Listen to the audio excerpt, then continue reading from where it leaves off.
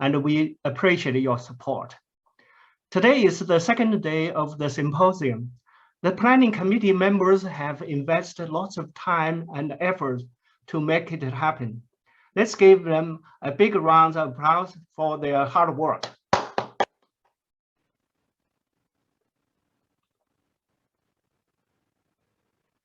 At UIMC, the medical physics group is an integral section of the radiation oncology department. Here are some statistics about our group. We have 9 faculty members, 8 PhD and 1 master degree, and 2 medical physics residents. And 4 radiation oncology cancer centers we provide service, 2 of which are with Nebraska Medicine, and 2 of which are outside community hospitals. We provide technical coverage service to 6 LINACs, 4 CTs, and 1 HDR system.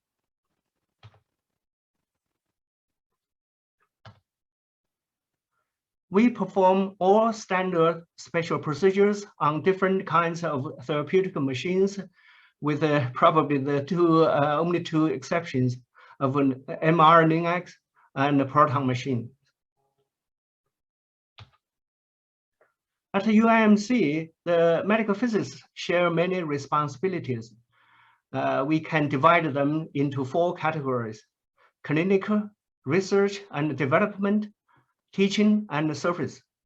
On the clinical service side, we work closely with radiation oncologists, medical dosimetrists, radiation technologists, nurse, and other members in the radiation oncology department to provide radiotherapy patients the best care they deserve.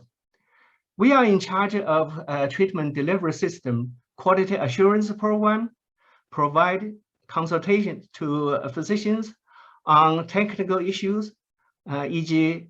treatment planning optimization, patient motion management, and more hands-on involvement during special clinical procedures like brachytherapy and intra-op radiotherapy.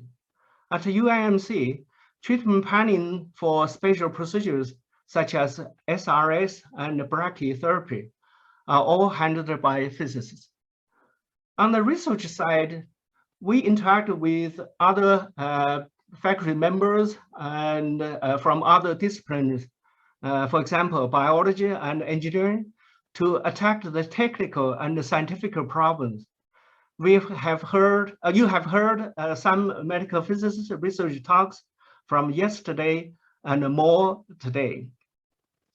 For teaching, we mentor both medical physics and radiation oncology residents and provide medical physics classes to them, as well as to allied health radiotherapy program students. We also help the physics department of the University of Nebraska at Omaha and Creighton University to train their medical physics program students. Our medical physicists are active in providing service to local and national organizations of medical physics. For example, both Abby and Sarah are from our group, are heavily involved in the AAPM Missouri River Valley chapter operation now.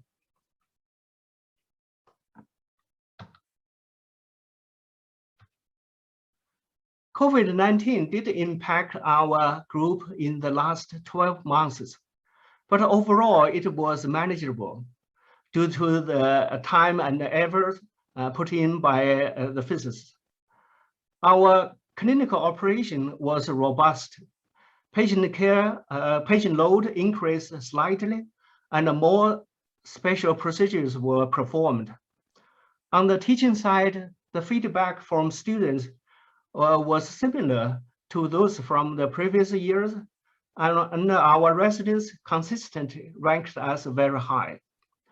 Our physicists keep playing an important role in the AAPM local chapter and the national committees.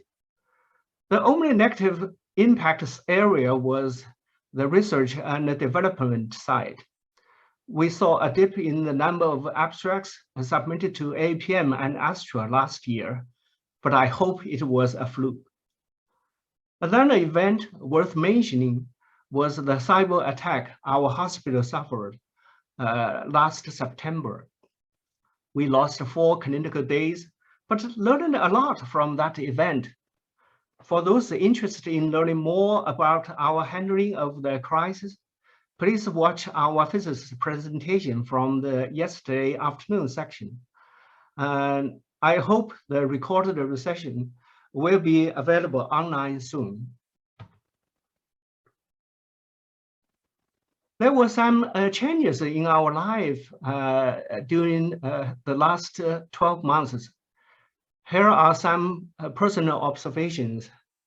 In terms of breakdown of working hours, more than 50% was spent working remotely.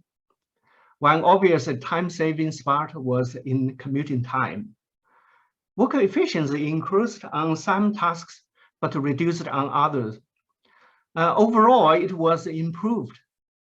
I believe this hybrid approach will likely continue to be used beyond COVID-19 time.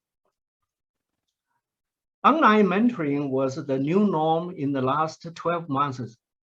It might be challenging for our residents to gain hands-on experience. We hope to increase the use of multimedia and virtual reality and other interactive tools in our teaching in the future. For example, utilizing something like YouTube, as Albert will be reporting today. The future medical physics workload will require lots of talented young medical physicists. And here, I have some predictions about what will happen down the road. First, alternative payment model, which probably will not start until the beginning of next year, will impose a big impact on everything. For physicists, I think we should watch it carefully, because that's something important aspect of our life. Artificial intelligence will be applied to our field extensively. Here I list some of the possible tasks AI can help us.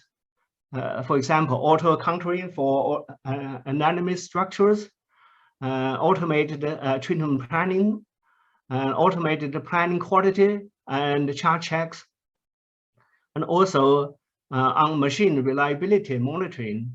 And we hope the AI system can give us early warnings so we can perform machine work and QA ahead of the time before it actually serves it.